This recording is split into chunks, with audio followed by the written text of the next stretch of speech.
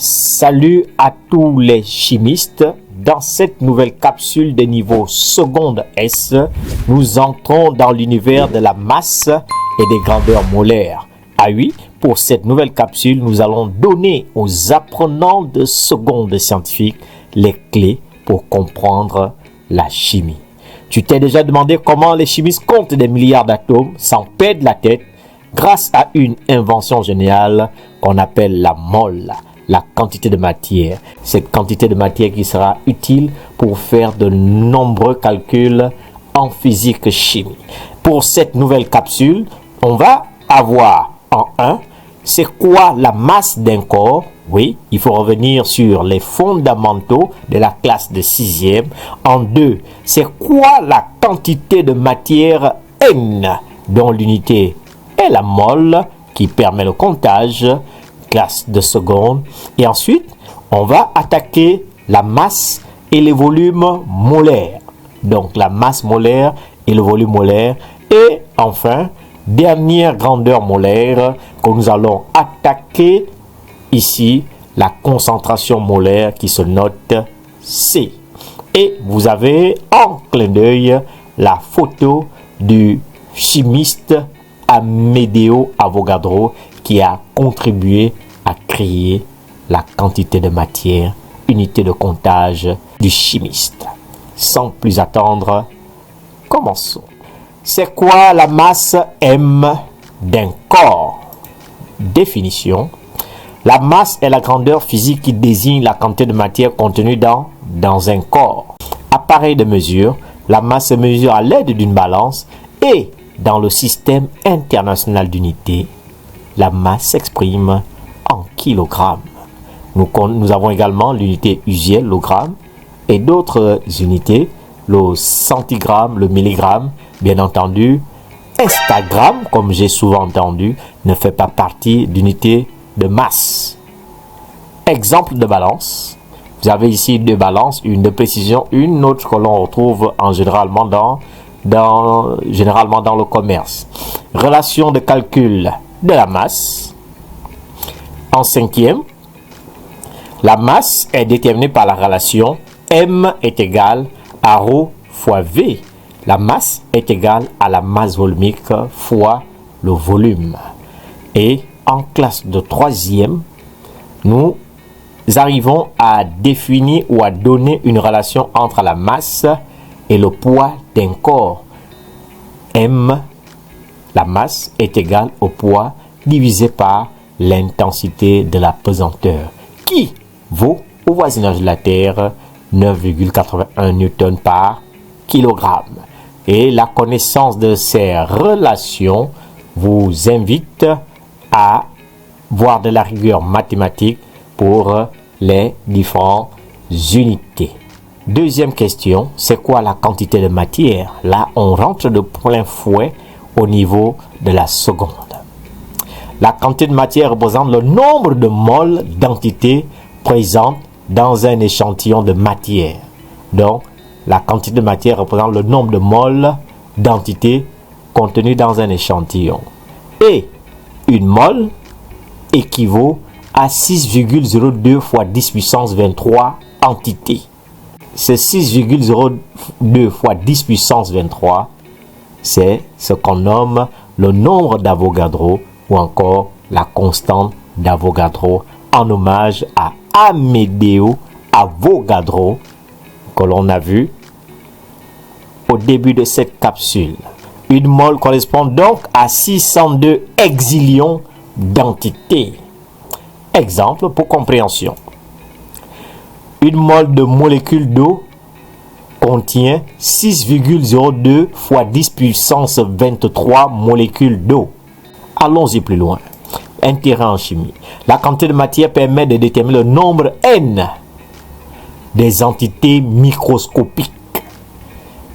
Ça, c'est le premier intérêt pour déterminer le nombre N d'entités, des entités microscopiques. Deuxième intérêt, simplifier les calculs, comme je l'ai dit tout à l'heure. 602 exilions, c'est un nombre très grand. Donc, au lieu d'écrire 602 exilions, on écrit seulement 1 mol, puisque ici, 602 exilions correspond à 1 mol. On a simplifié les calculs. Donc, ces entités microscopiques, ces entités chimiques considérées peuvent être des atomes, des molécules ou des ions. Relation de calcul, puisqu'on connaît la notation de la quantité de matière N, on connaît la constante d'Avogadro, sa valeur 602 exilions par mol, et on connaît N, le nombre d'entités microscopiques. On a donc la relation suivante. N, le nombre d'espèces chimiques, est égal à la quantité de matière fois la constante d'Avogadro. Relation à retenir. 3. Masse et volume molaire. C'est quoi la masse molaire? La masse molaire M représente la masse d'une mole d'une substance. Elle s'exprime en grammes par mol. Grammes par mol. La masse de 6,0210 puissance 23 substances, entités, molécules, atomes et tout ce qui va avec. Donc, c'est ça la masse molaire. Masse d'une mole d'une substance. Donc, comment trouver la masse molaire? On doit disposer des données du tableau périodique parce que le tableau périodique nous renseigne sur les masses molaires atomiques des différents éléments qui constituent la matière. Exemple 1, cas d'un élément. La masse molaire d'un élément est indiquée dans le tableau périodique des éléments. Le tableau nous renseigne déjà sur la valeur de la masse molaire atomique. On va donc écrire, exemple dans le cas du carbone, la masse atomique molaire du carbone est égale ici à 12 grammes par mol. Voilà, ça c'est la masse atomique molaire du carbone. La masse atomique molaire du fluor.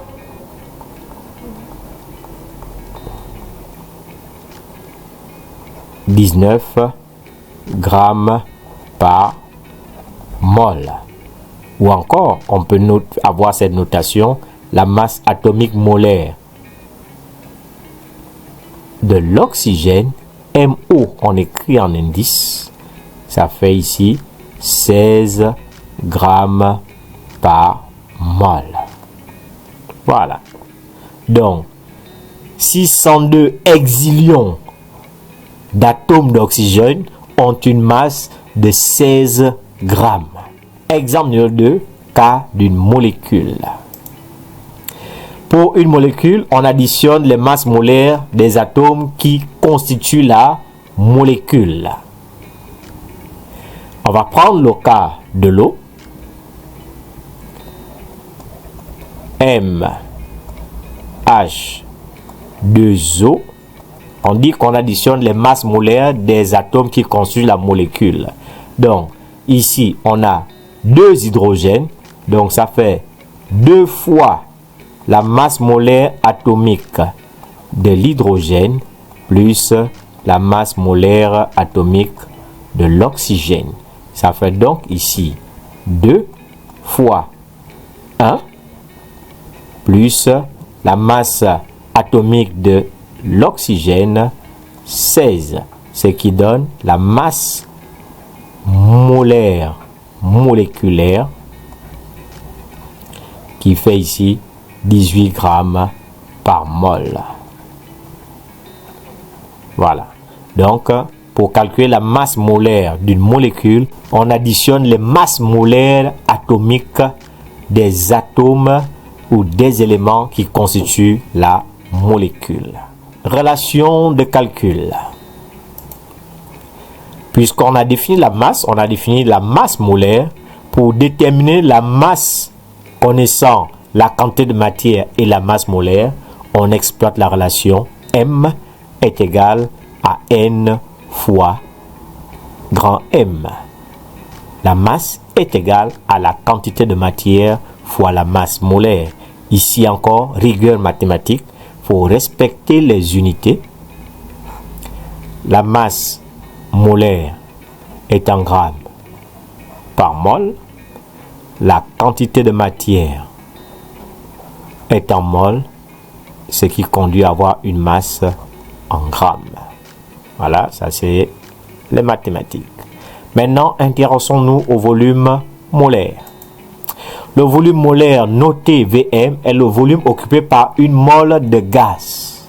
Le volume molaire s'exprime en litres par mol. Relation de calcul du volume molaire. V, le volume, est égal à la quantité de matière fois le volume molaire. Nous pouvons voir ici une ressemblance avec la masse. Ici, le volume molaire, on a dit tout à l'heure, est en litres par mol. La quantité de matière en mol et donc le volume est en litres. Et une information importante à savoir à propos du volume molaire, à température et à pression constante, tous les gaz possèdent le même volume molaire. Puisque le volume molaire change en fonction de la température et de la pression. Si la température et la pression sont constantes, tous les gaz ont le même volume molaire. Exemple, dans les conditions normales de température et de pression, le volume molaire vaut 22,4 litres par mol. Donc, voilà la valeur du volume molaire dans ces conditions. Mais que précisent réellement ces conditions, puisqu'on a dit que à température et à pression constante, le volume molaire est identique pour tous les gaz. Dans les conditions normales de température et de pression, c'est-à-dire à une température de 0 degré Celsius sous une pression de 10 puissance 5 pascal, voilà la valeur du volume molaire. Donc, on va l'indiquer ici. Pour les conditions normales de température et de pression, la température est de 0 degré Celsius et la pression est de 10,5 pascal. Maintenant, dans les conditions standards de température et de pression, le volume molaire vaut 24 litres par mol. Conditions standards de température et de pression, la température ici vaut 20 degrés Celsius et la pression vaut 10 puissance 5 pascal. Ou très exactement pour les deux pressions, 1,013 fois 10 puissance 5 pascal. Donc, l'énoncé en chimie va vous préciser dans quelles conditions on se trouve. En fonction de la condition, vous pouvez déduire le volume molaire ou la valeur du volume molaire à exploiter. Maintenant, la concentration molaire. Définition. La concentration molaire notée C d'une espèce en solution désigne la quantité de matière de soluté présente par litre de solution. La concentration molaire s'exprime en mol par litre. Notez mol par litre. Relation de calcul de la concentration molaire. C, la concentration molaire est égale à la quantité de matière divisée par le volume. Là aussi, il faut de la discipline mathématique. La concentration molaire est exprimée en mol par litre. La quantité de matière est exprimée en mol et le volume est exprimé en litres, puisqu'on divise les mols par les litres pour avoir mol par litre. Comment se note la concentration? La concentration molaire d'une espèce chimique A se note Ca ou bien entre crochets on désigne l'espèce chimique. Donc, dans notre définition, on a utilisé la lettre C.